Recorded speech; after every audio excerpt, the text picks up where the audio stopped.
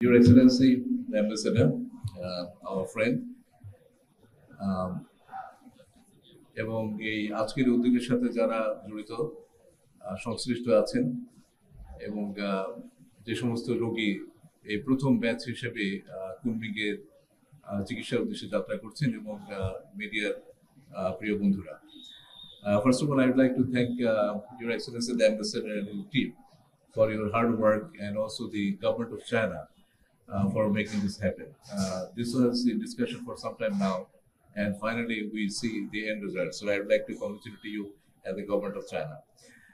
আমি অ্যাম্বাসেডর ইয়াওয়েনকে বিশেষভাবে ধন্যবাদ দিতে চাই যে তিনি এবং তার টিম এবং সেই সাথে চীন সরকার এই উদ্যোগটাকে সফল করার জন্য অনেক পরিশ্রম করেছেন। আপনারা জানেন যে কিছুদিন আগে আমাদের মাননীয় পররাষ্ট্র উপদেষ্টা চীন সফরে গিয়েছিলেন এবং সেখানে অন্যান্য অনেক বিষয়ের মধ্যে এটি একটি গুরুত্বপূর্ণ বিষয় ছিল এবং সেখানে আমরা চীনে কি করে আমাদের রোগীরা চিকিৎসা সেবা পেতে পারেন সেই বিষয়টা নিয়ে বিশদ আলোচনা হয়েছে এবং তারই প্রেক্ষিতে চীন 4টি হসপিটাল আমাদের বাংলাদেশি রোগীদের জন্য ডেজিগনেট করেছে।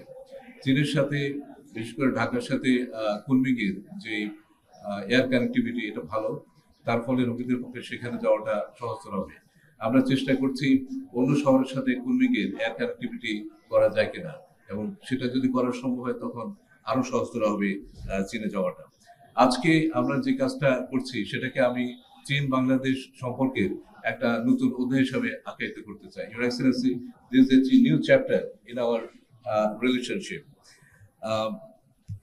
আমি আশা করি আজকে যারা যাচ্ছেন তারা সুস্থ হয়ে ফিরে আসবেন এবং আরোগ্য লাভ করবেন এবং ভবিষ্যতে আরো অনেক রোগী বাংলাদেশ থেকে চীনের এই হসপিটালগুলোতে যাওয়ার জন্য স্থির করবেন। চীনের সাথে আমাদের যে সম্পর্ক আপনারা জানেন একটা অত্যন্ত গুরুত্বপূর্ণ সম্পর্ক, একটি বহুমাত্রিক সম্পর্ক, এবং এই সম্পর্কের একটি দিক হচ্ছে জনগণ পর্যায়ে যোগাযোগ, এবং জনগণ পর্যায়ে যোগাযোগটা গত কয়েক বছরে অনেক বৃদ্ধি পেয়েছে এবং আমরা দুই দেশ এই লক্ষ্যে আরো একযোগে কাজ করে যাচ্ছি।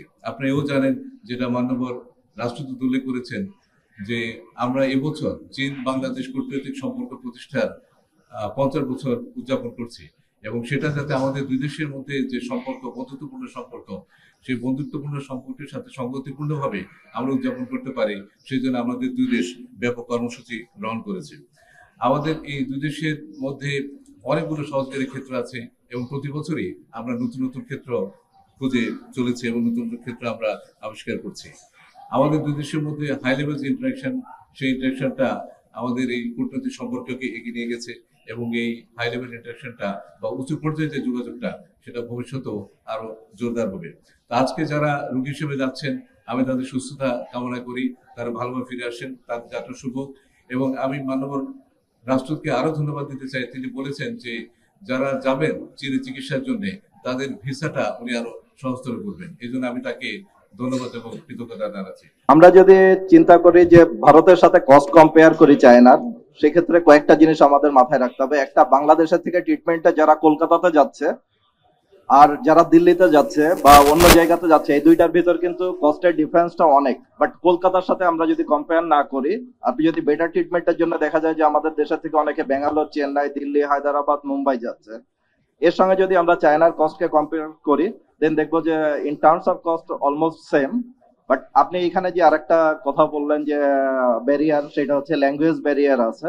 ওকে, ল্যাঙ্গুয়েজ ব্যারিয়ার অবশ্যই ইন্ডিয়ার অন্যান্য স্টেট গুলোর সাথেও আছে। যেমন ওয়েস্ট বেঙ্গলে আমরা শুধু বাংলা পাই, বাট অন্যান্য জায়গায় গেলে কিন্তু আমরা বাংলা পাই না। যদি আপনার ইন্ডিয়া সাউথের দিকে চিন্তা করি, ওইখানে কিন্তু ওরা তামিলে কথা বলে। আলটিমেটলি ওইখানে কিন্তু আমাদের ট্রান্সলেটর লাগে। চায়নার ক্ষেত্রেও তাই। আর চায়নার ক্ষেত্রে আমাদের আরেকটা বড় সুবিধা আছে, বাংলাদেশের থেকে অনেক স্টুডেন্টরা চায়নাতে পড়ালেখা করছে। সো আমাদের এই স্টুডেন্টরা, এদের জন্য তখন একটা পার্ট টাইম ইনকামের সোর্স হবে, কারণ এরা যখন ইন্টারপ্রেটার হিসাবে কাজ করবে, এদের যে স্কিল ডেভেলপমেন্টটা হবে এটা অনেক বড় একটা জিনিস, এবং পাশাপাশি ওদের একটা ইনকামের সোর্স হবে, যেটা আমরা ইউরোপ আমেরিকাতে দেখে থাকি। সো এটা একটা বড় সুবিধা। আর হসপিটাল ফ্যাসিলিটিস যদি বলেন, তাহলে আমি 2023 সালে চায়নাতে বেশ কয়েকটা হসপিটাল ভিজিট করেছি। এটা যেমন গুয়াংজু মডার্ন ক্যান্সার হসপিটালে গিয়েছি, সাংহাইতে একাধিক হসপিটাল এবং গুয়াংজুতে আরো হসপিটাল। কস্ট আমরা যদি অন্যান্য দেশগুলোর সাথে কম্পেয়ার করি, India, Thailand almost same. In fact sometimes এটা লো।